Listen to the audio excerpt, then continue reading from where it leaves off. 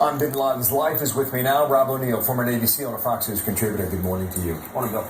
I did not yet catch this earlier, but you were talking about over the weekend that Bin Laden did not have a kidney issue? I brought it up. It's kind of common knowledge, but no one really picked up. But I just simply brought it up because of the anniversary. Some people, you read the Twitter feeds and whatever, and they're saying, well, Bin Laden died of kidney failure in 2001, a big conspiracy theory, but that was something that was just made up by our intelligence services. Now, we all have the impression that he's, walking through mountains in eastern Afghanistan carrying a dialysis machine. Right. Why do it? Well, if you've seen these mountains, it's difficult enough to carry the water that's going to keep you hydrated, let alone your weapons and your entourage, and then, a dialysis machine to the Western Himalaya. How are you going to power it? What are you going to do? Where are you flushing your kidneys out? All this stuff. It's one of those things where if a source comes in that he wants to get paid, he's going to say, yeah, I found him. It's definitely him. I saw the dialysis. That right there is an indicator. You didn't find him. You're lying because there is no dialysis. And there's other stuff like that. Does that happen a lot? Well, there's, the men and women that are finding these people, running sources, they're brilliant people, and they come up with different ways. It's a cat and mouse game. Even the sources that come in, they're smart enough to realize, play both sides of the thing. I'm going to tell you exactly what the amount I need to tell you so I can get paid, so I can do what I'm doing. And, it's a back and forth and not a lot of truth being told. Where are we 5 years later? 5 years later, the death of Osama bin Laden was good, and it was able to.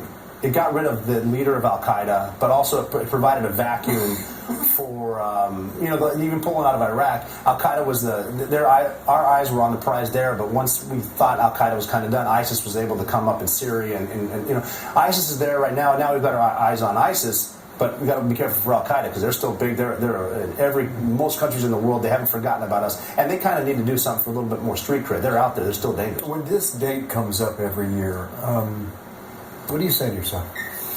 When the day comes up, first I'm amazed it's been 5 years. It doesn't seem that long ago. I can close my eyes and picture what it looked like going up that final set of stairs at the curtain that was there, turning right and seeing Bin Laden.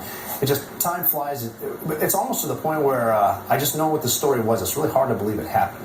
But, this was just one of the many missions that great team was able to do. I was lucky to be a part of the greatest team I think I've ever assembled. Really? Oh, yeah. You got to figure this same group of guys, the guys from my generation, if you will, as SEALs, our first deployment with SEAL Team 6, we were part of a coalition to rescue the lone survivor.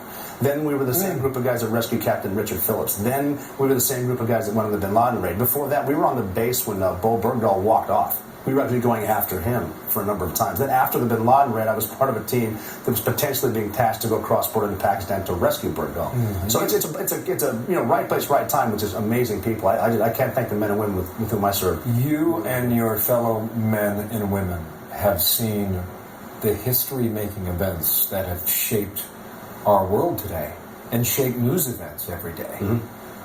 That's remarkable. It was at the point, this small group of people, where you would have a friend do something amazing, worldwide headlines. You run into him in the locker room. You're like, hey, good job, wherever. And he's like, cool, thanks. You want to go work out? Yeah, let's do it. There's almost in a bubble of people just doing great, amazing people. Let's see where we are on the 10-year.